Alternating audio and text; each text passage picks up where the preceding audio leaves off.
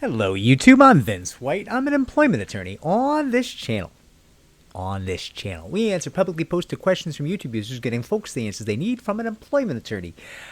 We have a question here from Dan Drapina 2534, who asks us, question, is there a way to negotiate what fees for an attorney when they say meals, flights, and travel?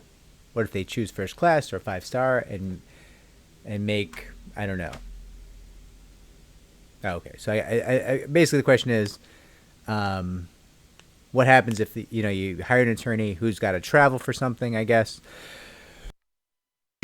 in this hypothetical, and the attorney gets all first class flights and 5-star hotels and the finest steak dinners, and they're eating, I don't know, puffer fish crafted by the flying in sushi from Japan, right? Like crazy stuff. And the answer is yeah, sure. Oh, and Dan Drapina goes on, is it okay? Is it open in the air to not have a certain cap? Yeah, you can have a cap. I mean, listen, I'll give you a right off the bat. Our firm doesn't charge attorney travel expenses to clients at all.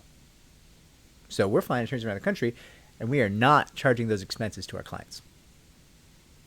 Attorney's got to be in, I don't know, Utah.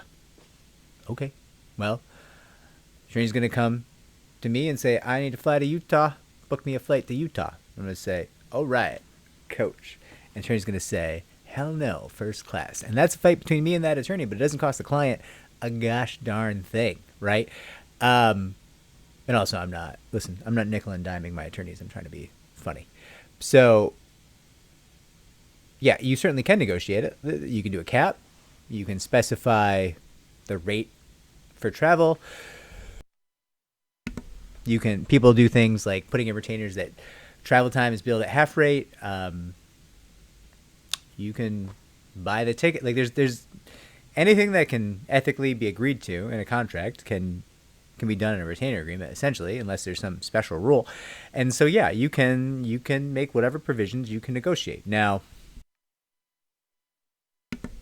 if you have an attorney who's got to travel, and you're saying they've got to travel by, I don't know, rickshaw, they might not want that case, because that might not be the most comfortable means of travel, the most efficient means of travel. It might not be what they want to do, so they might decline, and that's part of the negotiation too, right? You can say what you're willing to pay for, and they can agree or not agree, and if they don't agree, then you don't hire them, right? That's perfectly reasonable.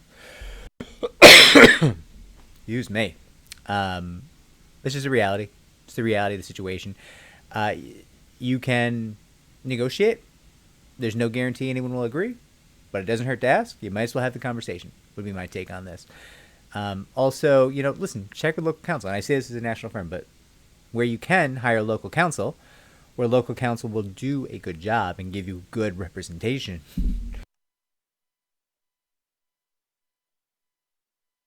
then I would urge you to use local counsel, because local counsel will generally be cheaper because they don't have to fly attorneys around the country, right?